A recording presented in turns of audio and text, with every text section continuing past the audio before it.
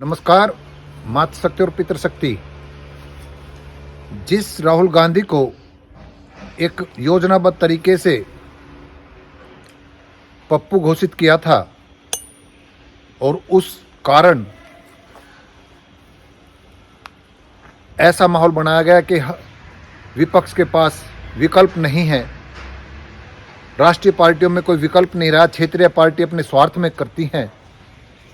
इस तरह की विचारधारा और ऐसे एक नैरेटिव आम जनता के जहन में बैठाया गया और उससे जो अकूत सफलता मिली उसका परिणाम आपके सामने है। लेकिन मैं ये कहूँगा कि राहुल गांधी जी ने अपने आप को जो चिंतन मनन किया और उसके जो भी सलाहकार रहे हैं, उन्होंने बहुत ही अच्छा नेक कार्य किया।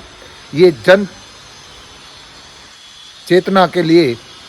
जो सड़क पर उतरे हैं और लोगों से, प्रेस वालों से जो संवाद कर रहे हैं, भारत के धरातल को समझने का प्रयास कर रहे हैं और उनसे उनके विचार जानने का प्रयास कर रहे हैं, उससे ये साबित हो जाता है कि कभी भी हम लोगों को जो हम एक नैरेटिव में सेट होकर के किसी को कुछ ताकत दे देते हैं, चाहे वो परिवार के मुखिया का हो, चाहे वो समाज का मुखिया हो, चाहे वो राजनीतिक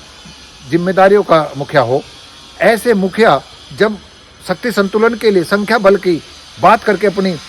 मन की बात को थोपते हैं, तब वो परिवार भी टूटता है, वो समाज भी टूटता है, वो राष्ट्र और राज्य भी टूटता है, यानी कि कमज़ोर होता है।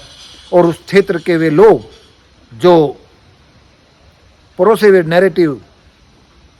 धार्मिक नफरत आदि से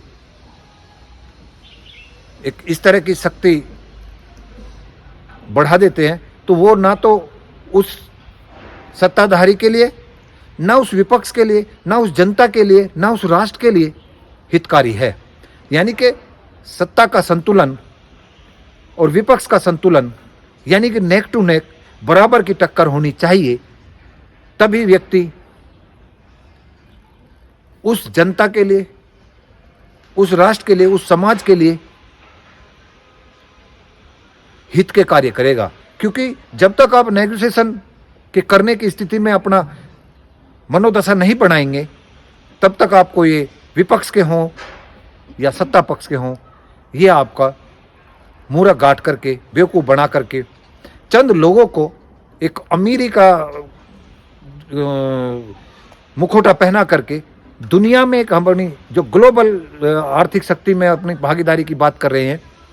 वो अधूरी है। तो जैसे राहुल गांधी आजकल, अभी मैंने किसान नेताओं की वार्ता करते हुए उनको देखा, तो ये उन नेताओं की भी अच्छी बात है और उस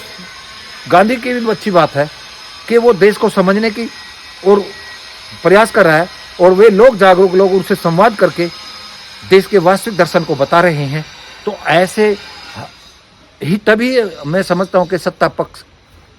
नियंत्रित और संतुलित रह सकता है, जब तक सत्ता खिसकने का डर ना हो, ताकत कमजोर होने का डर ना हो, तब तक ही व्यक्ति परहित की सोच सकता है। जिनसे वो मत लेता है, अगर वो उन्हें मानसिक गुलाम बना के रखेगा और वो समझ जाएगा कि ये मानसिक गुलाम है मेरे, यानी कि जो व्यक्ति जितना बड़ा झूठ बोलता है, जितना व्यक्ति की मनोदशा को पढ़ करके उसके अनुकूल वातावरण बनाता है, वो व्यक्ति कभी भी उस व्यक्ति का, उस समाज का, उस राष्ट्र का भला नहीं कर सकता। केवल और केवल एक राज्य अपनी शक्ति स्थापित करने के लिए, यश कीर्ति के लिए, और जिन्होंने उस यश कीर्ति के बढ़ाने में या सत्ता पाने में आर्थिक मदद की है, यानी कि पूंजीपतियों ने मदद की है, वो उनको और मजबूत करने के लिए, भविष्य में सत्ता सुरक्षित करने के लिए बस केवल और केवल जाति और धार्मिक नफरत फैला करके अपने मंसूबे पूरा करता है। तो मेरा भाव इतना ही मात्र था कि हम एक विवेकवान व्यक्ति बने, और जैसे गांधी के, राहुल गांधी के अब दर्शन हो रहे हैं, ऐसे संवाद हो रहे हैं। क्या आज सत्ता पक्ष या गुजरात का भी उनका अनुभव ऐसा है कि कोई पत्रकार, कोई जनप्रतिनिधि कोई सामाजिक चेतना के लोग उनसे संवाद कर सकते हैं, ऐसे बैठ करके संवाद कर सकते हैं। तो जब तक ऐसे संवाद करने की माहौल नहीं बनेगा, तब तक आप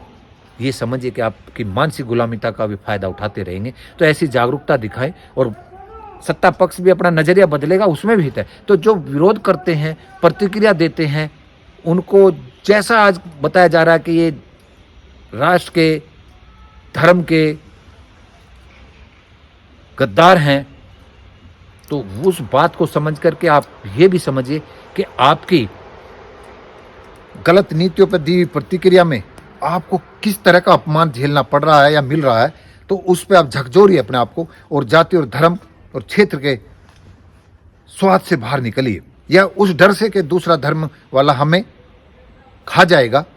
अरे 300 साल उन्होंने शासन किया है, और ये जो धार्मिक प्रभुत्वता, जब जिस सत्ता से धार्मिक तक लोग या धार्मिक विचारधारा प्रबल होती है, और धार्मिक विचार प्रबल का ये देखिए कि अमेरिका में क्रिश्चियन है, उसके टावर उड़ाए गए, कहीं क्रिश्चियन शक्ति काम ना आई। इराक, ईरान और आदि आदि मुस्लिम कंट्री देशों में मस्जिदें और उनके आस्था वालों को बदहाल किया जा रहा है, कहीं अल्लाह की शक्ति काम ना आई। जब मुगल यहाँ पर आए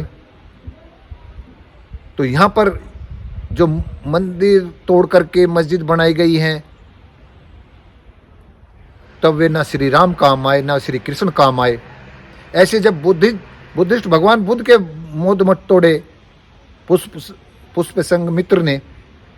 और वहाँ पर मंदिर बनाए, तब ना वो शक्ति काम आई। यानी कि धर्म और धर्म की शक्ति जिनको हम कहते हैं, वो चलती है राज से, और राज चलता है ताकत से। और आज ताकत मत है, तो आप मत को व्यर्थ